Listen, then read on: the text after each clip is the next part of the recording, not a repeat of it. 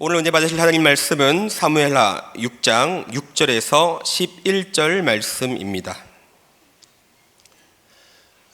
사무엘하 6장 6절에서 11절 말씀을 함께 읽겠습니다.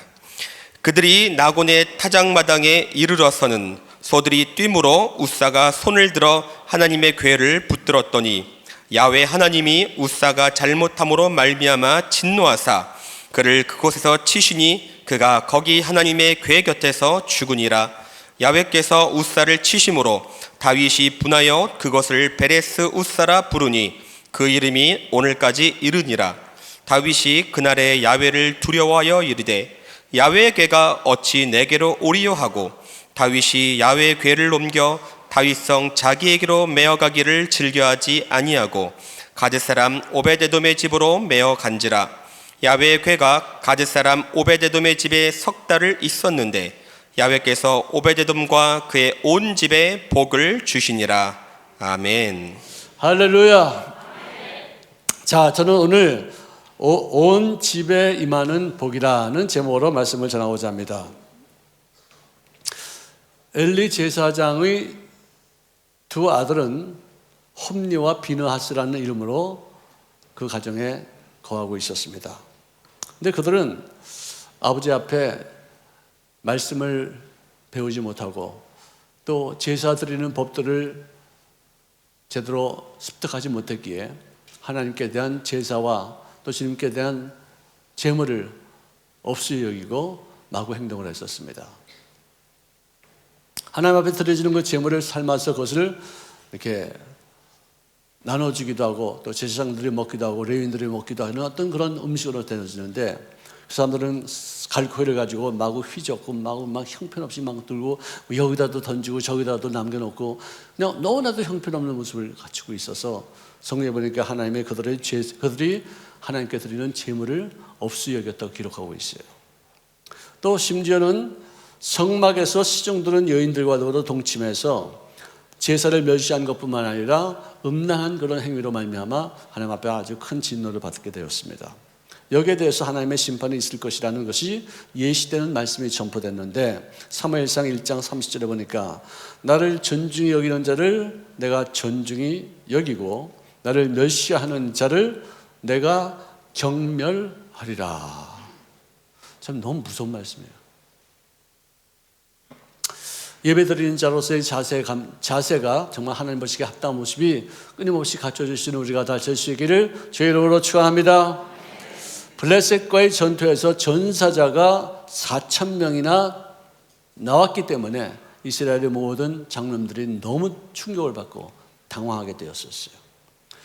이럴 때 그 홈리와 비느하스 이 제사장의 아들들은 법궤를 앞세우고서 나가서 전쟁을 하면 우리가 반드시 이길 것이라는 그런 잘못된 믿음을 갖고 있어요. 평상시에 공부하지 않다가 시험 며칠 남겨두고서 기도하면 그게 되겠어요? 어떤 사람은 성경책 배우고서 잠을 자면 꿈에 하나님이 나타난다고 해서 성경책을 머리에도 베고 자고 있어요. 어떤 사람은 엉터리 학생인데도 불구하고 시험 치러 갈 때 묵주를 갖다가 이 손에다 묶어서 맨날 돌리고 있어요. 이게 신앙이 아니에요. 물론 법궤를 앞세워서 제사장들이 강을 건넜을 때 요단강의 그 물이 발에 채이는 그 순간에 물이 쫙 갈라졌던 그런 승리의 계가는 있었습니다.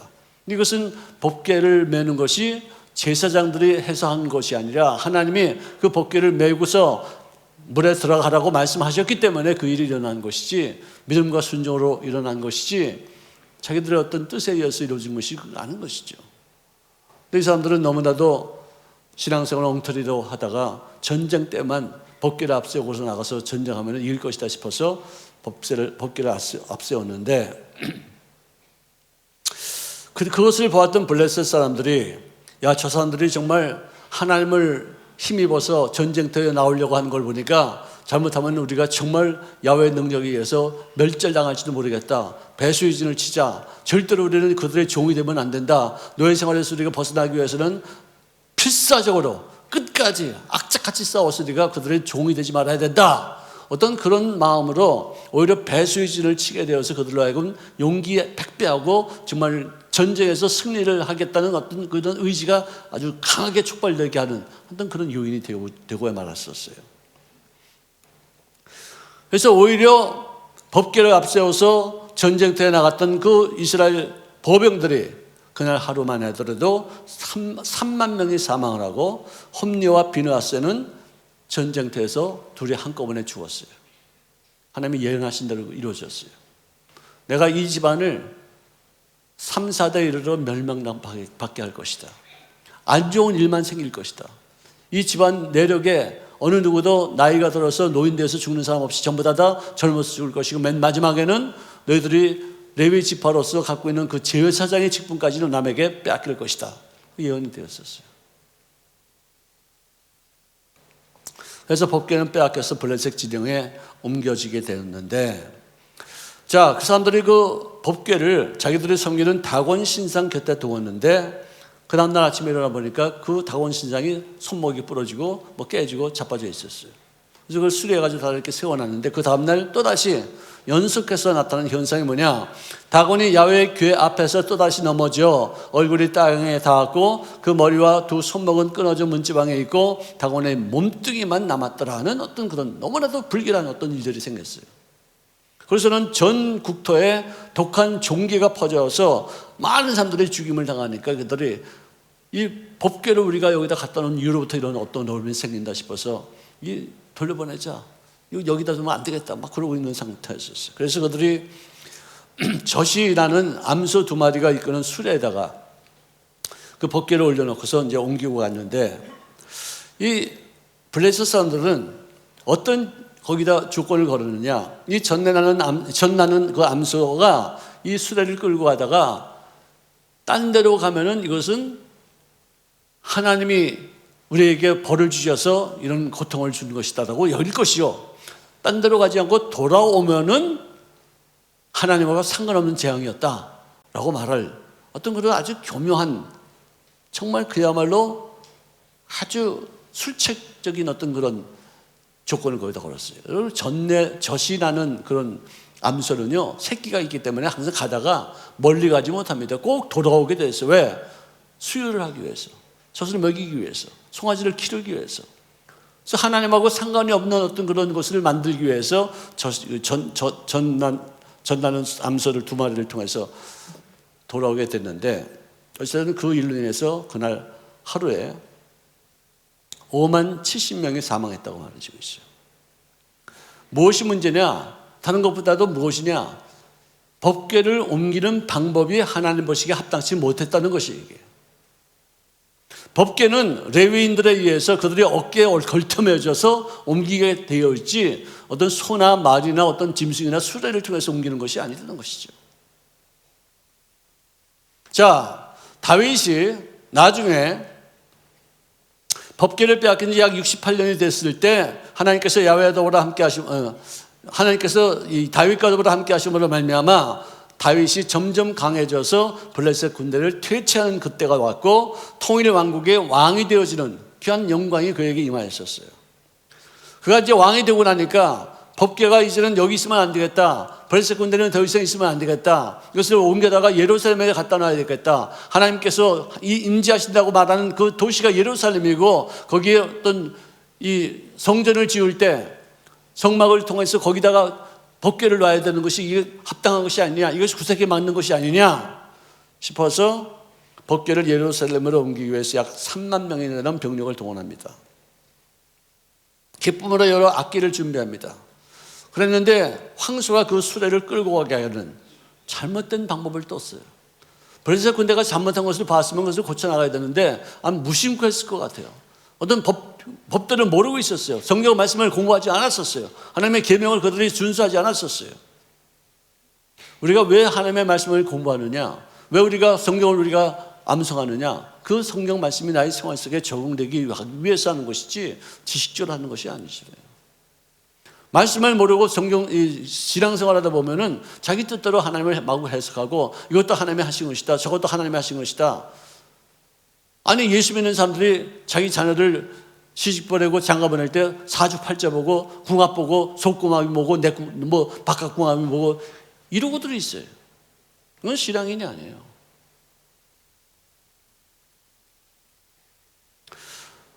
근데 이제 이스라엘을 끌고 갔는데 갑자기 이 나곤의 타작마당에 이르자 갑자기 황소가 펄떡 뛰는데 급기야 이 법궤가 땅에 떨어지는 그런 순간이 되었었어요. 그랬을 때 뒤에서 따라오던 우사가 아주 순발력 있게 반사적으로 손을 딱 뻗어가지고 법궤를 탁 올렸는데 그때 무슨 일이 있는지 모르지만 법궤에 손대지 말라는 주의 명령이 이루어진 바 되어 그가 그 자리에서 즉사했다고 성경 기록합니다. 레위 지파의 고압 자손만이 법궤를 옮길 수 있는 어떤 그런 규정이 성경에 분명히 있음에도 불구하고 다윗은 나만큼은 하나님께 열정 있는 사람이 있으면 나와봐 하면서 자기만이 주님 앞에 열심을 다해서 섬기고 주님의 은혜 가운데 내가 왕까지 되었는데 내가 내 마음대로 못하겠느냐 싶어서 그랬는지 모르지만 계명을 무시했어요.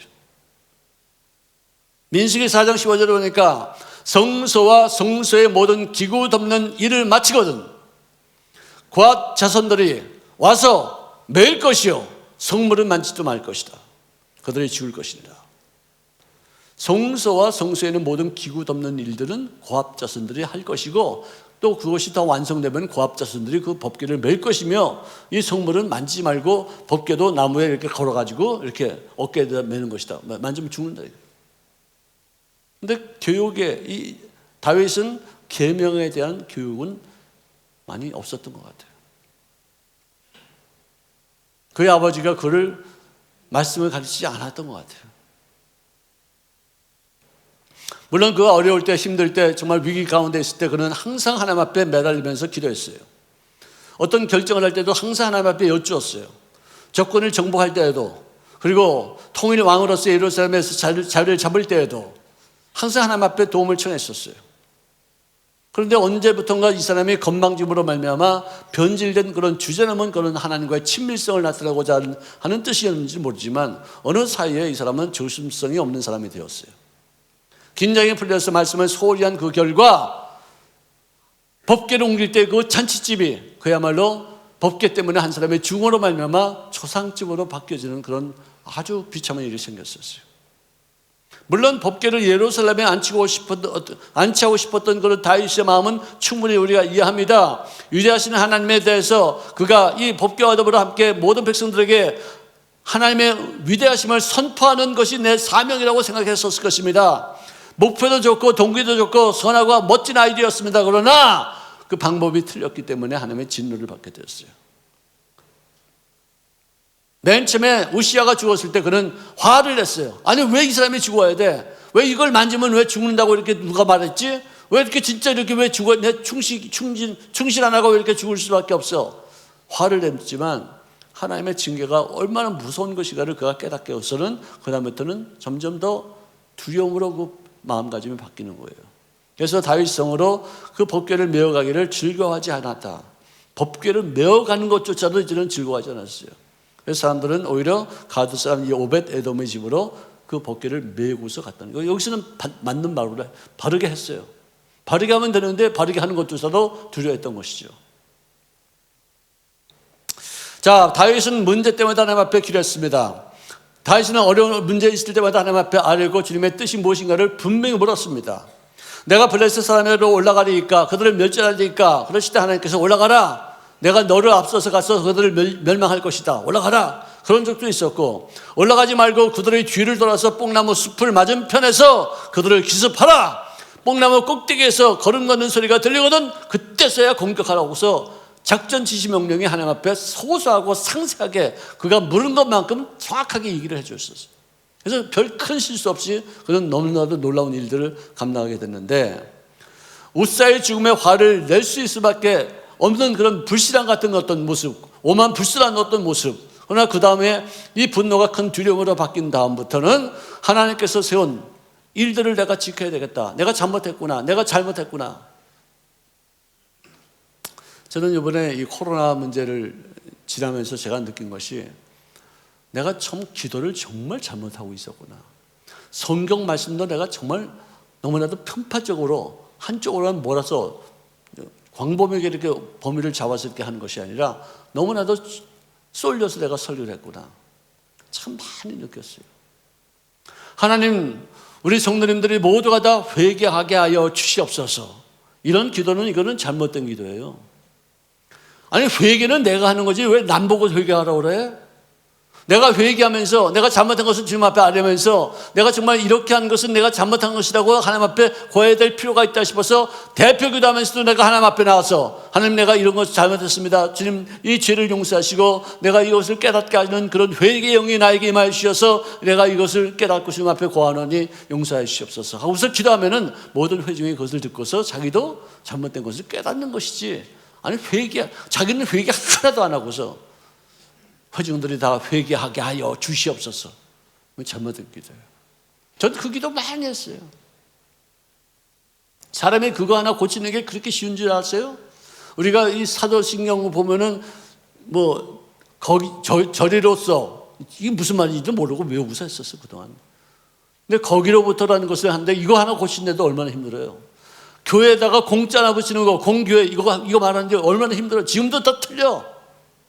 너무 30년 동안 40년 동안 그 고백을 외워서 했기 때문에, 뜻도 모르고 했기 때문에 고치기 힘든 거예요. 뜻도 알고서 우리가 했다면 그거 고치기 쉬워요. 왜? 뜻을 아니까. 습관대로 했기 때문에 참 어려운 거예요. 정말 어려워요. 다윗은 즉시 이 사람이 잘못된 걸 깨닫고 나서는 맨 처음에는 그것을 고쳐서 하는 것조차도 두려워했는데 소식을 듣지 않으니까 오벳 에돔 집에 이 법궤가 들어간 이후로부터 약 3개월 동안 이 집안이 엄청나게 큰 복을 받았다는 것을 깨닫고, 이거구나. 제대로만 하면 이렇게 하나님 앞에 복을 받는 거구나. 내가 여태까지 잘못했구나. 내가 고쳐야 되겠구나. 깨닫고 나서 그 다음부터는 회개는 주님 앞에 드리고 용서받은 다음에 법도를 따라서 이 법궤를 다윗성으로 다시 법칙에 의거해서 옮기고 났더니 하나님께서 그에게 복을 주셨다고 기록하고 있습니다. 할렐루야. 그래서 신앙의 어떤 그런 선진들, 하나님의 택하셔서 사용하시겠다고 했던 그 모든 아브라함부터 시작해서 모든 사람들이 잘못할 수도 있어요. 부족할 수도 있어요. 또 하나의 과정을 통해서 하나님의 성장시키는 어떤 그런 과정으로 실수를 하게 할 때가 있어요. 그런 사람들을 치거나 비난하거나 돌 던지거나 막 함부로 난도질하면요, 하나님은 그런 실수를 통해서 이 사람을 성장시키고 그런 어떤 핍박을 통해서 더욱더 성숙한 모습으로 만들어가지만 그 잘못된 일을 한 사람들은 나중에 큰 어려움을 당해요. 아니, 이삭을 쫓아서 우물을 파는 것마다 빼앗았던 블레셋 군대가 나중에 그 이방인데도 불구하고 이거 안 되겠다. 하나님이 함께 하시네. 힘이 없어서 이렇게 도망가는 게 아니구나. 하나님을 믿으니까 하나님이 알아서 하실 것이다 싶어서 가는구나 싶어서 화친하러 오지 않습니까? 이방인들도 그런 거 알고 있는데 어떻게 하나님의 쓰임받는 사람들, 국가의 어떤 원수, 또 어떤 큰 어떤 직책을 만든 사람들 실수합니다. 넘어집니다. 잘못할 수 있습니다. 그러면은 보양해주고 도와줘야지. 이 사람을 깔아뭉개고 이 사람을 없이 여겨봐요. 나중에 혼나요. 왜? 하나님이 세우셨기 때문에.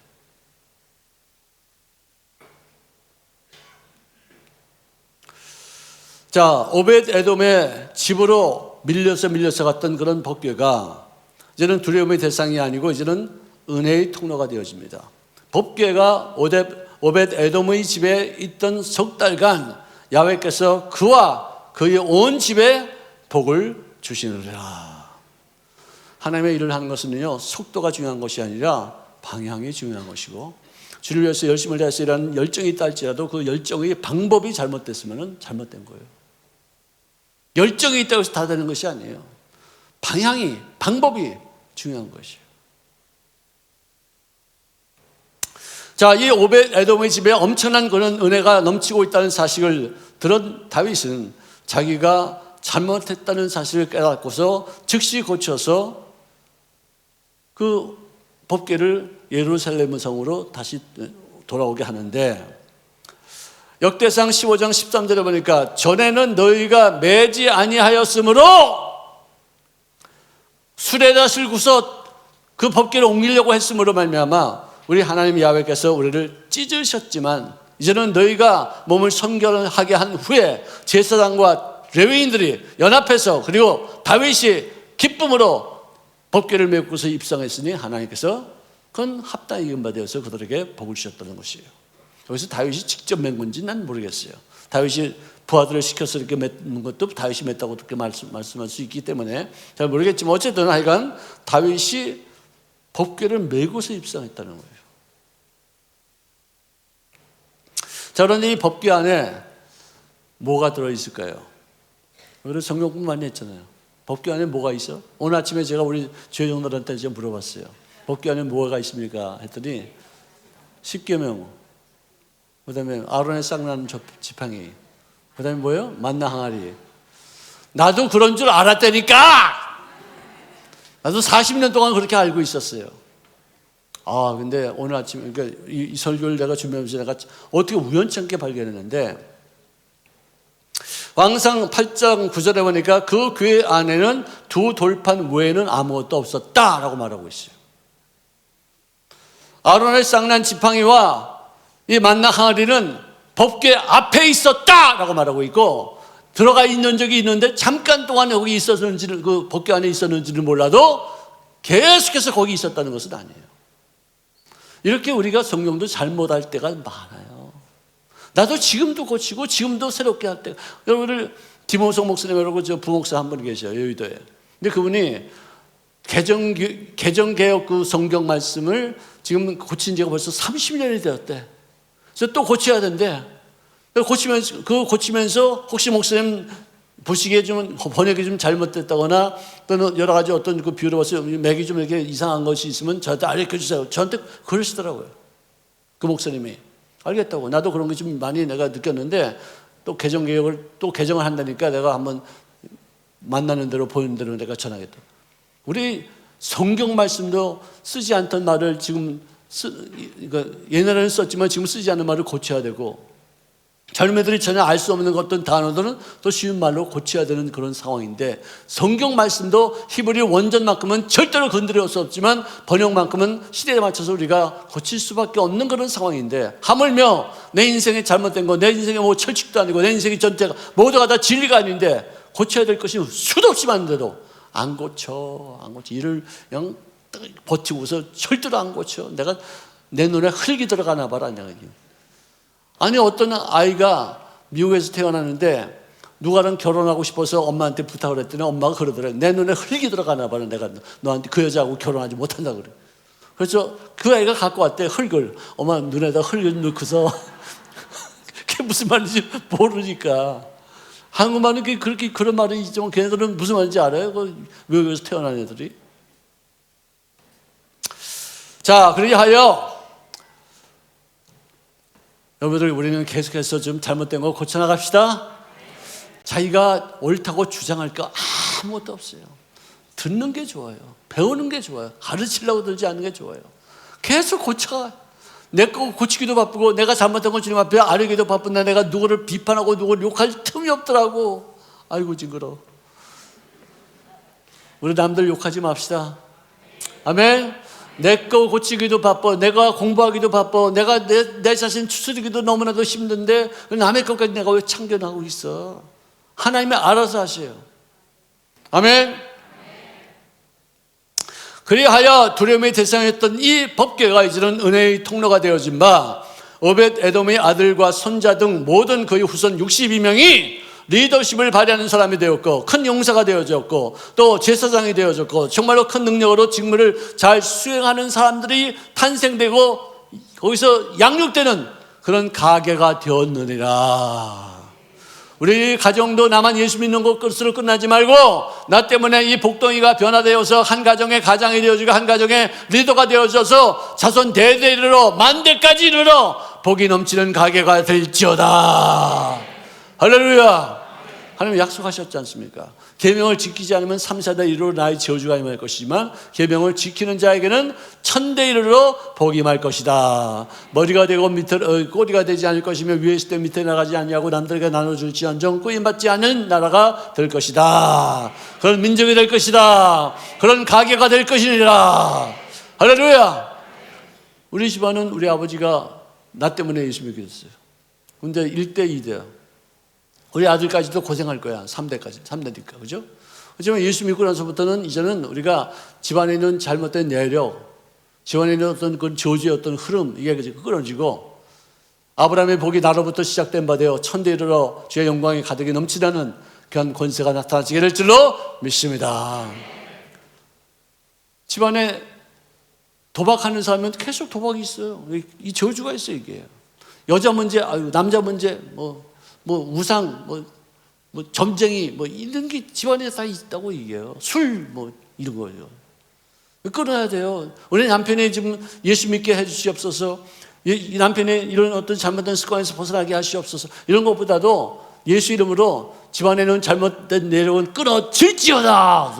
끊어야 돼, 내가 예수 이름으로 무찔러야 돼요. 도박 내력은 끊어질지어다. 음란 귀신은 물러갈지어다. 그래야지 그게 끊어지는 것이지, 그렇게 쉽게 끊어주시옵소서, 이게 아닙니다. 내가 끊어야 돼요. 나는 우리 집안에 우리 할아버지도 일본 여자 첩이 있었대. 우리 아버지도 나 어렸을 때 우리 엄마 속 좀 세게 것 같아. 그럼 나는 목사인데 이게 뭐야, 이게 우리 집안에 이게 어떻게 될 거야, 이게. 내가 진짜 고민했어. 내가 이거 우리 집안에 이거 나는 끝장이야. 나는 그런 문제가 있으면 끝장이에요. 대답도 안 하고 가만히 들어있어. 그래. 아니, 딴 사람들은 그런 문제가 있어도 자기 생계 유지하는 데는 괜찮아. 근데 난 목사니까 그거 안 되잖아, 그거. 그냥 고민하다가 내가 우리 아버지한테, 아버지 회개하세요, 내가 그랬어요. 내가 목사인데 집사님 회개하세요, 내가 그랬어요. 우리 집안에 왜 이런 게 흘러? 아유, 정말. 우리 아버지 되게 당황하시더라고요, 당황. 그래서 내가 와가지고 책들 그런 거 참 많이 읽으면서 공부하면서, 우리 집안에 이런 음란 귀신의 어떤 그 내력이 흐르는 뿌리가 있는데 거기다가 예수 피를 쫙 뿌렸어요. 마치 옷에다가 염산을 해가지고 막 쫙 태우는 것 같이 그 뿌리가 쫙 탔더라고. 할렐루야. 우리 오남매 아무도 그런 문제 없어요. 예수 믿고서 좋은 집안이 됐어요. 우리 막내가 그래요. 형, 우리 집안이 언제부터 이렇게 좋아졌지? 형, 우리 집안이 옛날에 개판이었잖아. 자식아, 언제부터 됐는지 한번 생각해봐. 언제부터 우리가 이렇게 됐는지. 어머니 돌아가실 때 우리 예수 믿는 사람들 전부 다 예수 믿고서 어머니 낫게 해달라고 그냥 몸부림치면서 금식하면서 기도했잖아. 그때 어머니 돌아가셨지만, 그렇지만 그때 그 어떤 그 신앙, 그때 하나님께 살려달라고 했을 때 주님 앞에 매달렸던 그런 신앙으로 우리가 살았잖아, 그동안에. 자식아, 모르겠지. 형님이 내가 목사니까 자식아 집안이 잘 되는 거죠, 이 자식들. 내가 막 농담 삼아 이렇게 얘기하는데, 우리 예수 기왕 믿을 바에 안 믿을 건 몰라도 잘 믿어봅시다. 기왕에 만났으니 어떻게 해요? 잘 살아보세요. 기왕에 믿었으니 어떻게 해요? 잘 믿어보세요. 예, 할렐루야. 기왕에 예수 믿었으면 잘 믿어야지. 나만 예수 믿고 복 받는 게 아니라 자신들이 대대로 복 받는, 그리고 우리 가게에서 훌륭한 인물들이 막 튀어나와야 될 거 아니에요. 아멘. 이스라엘 백성들은 그렇게 된 거예요. 3개월 동안 법궤를 잘 보관하고 잘 관리한 그 결과 가문의 복이 임하여서 그 가문이 번성하게 되었다면 그 왜 우리가 못할 게 있어요? 계명을 잘 지키라 이거야. 법궤 속에 있는 것이 10계명 돌판이에요. 계명을 지키라는 거예요. 예수 믿는다고 해서 대충 다 모두가 다 하나님의 은혜 가운데 맨날 잘못하면 씻어지고 받으면 용서해주고 그런다고 해서 계명을 안 지키는 것이 아니라, 부족하고 연약하고 또 미약해서 넘어질 때도 있지만 그래도 계명을 잘 지키면, 그 10계명은 모든 인간의 법조의 가장 기초가 되는 계명 아닙니까? 창조주가 피조물을 지키게끔 만드는 하나의 그 규례를 잘 지켜서 마음으로도 생각으로도 우리가 범죄하지 아니하고, 행동으로만 아니라 마음으로도 생각하면서 우리가 긍정적으로 항상 승리자의 어떤 개념을 갖고서 노예 근성에서 벗어나서 주인의식을 갖고서 인생을 성공적으로 사시기를 주의 이름으로 축원합니다.